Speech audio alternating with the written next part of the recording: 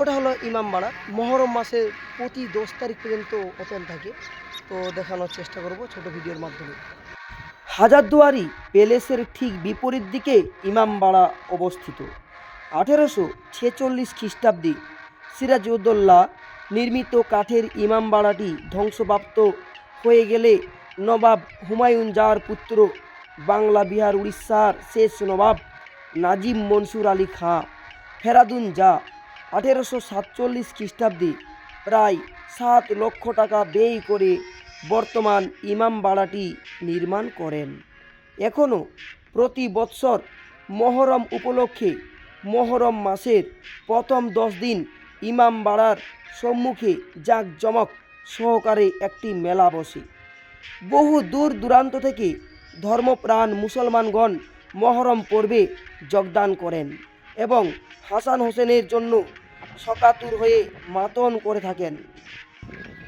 মহরমের শেষ দিন সকালবেলায় ইমামবাড়া হতে একটি শোভাযাত্রা বাইর হয় এবং হাসান হোসেনের নকল মৃতদেহ শোভাধারে বহন করে নগ্ন পথে বুক চাপড়ে হাই হাসান হাই হোসেন বলে শোকার্ত হৃদয়ে কারবালা প্রান্তর পর্যন্ত 3 কিমি রাস্তা 6 থেকে 7 ঘন্টায় অতিক্রম করেন।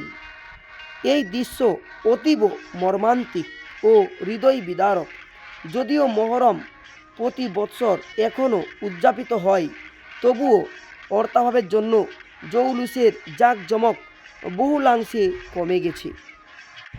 সিরাজউদ্দৌলার আমলে নির্মিত কাঠের ইমামবাড়াটি ধ্বংস হয়ে যাওয়ার পর নবাব ফেরাদুন জাহ অপর একটি ইমামবাড়া তৈরি করান। ইমামবাড়াটি হাজারদুয়ারির প্রাসাদের ঠিক বিপরীতে অবস্থিত। ইমামবাড়াটির মধ্যে মদিনায় ইমানের পদচিহ্ন, ধর্মপুস্তক, তাজিয়া, পতাকা, আলম পাঞ্জা ইত্যাদি রয়েছে। মহরমের সময় ইমামবাড়াটিকে সুন্দর করে সাজানো হয় এবং তখন এটি খোলা থাকে।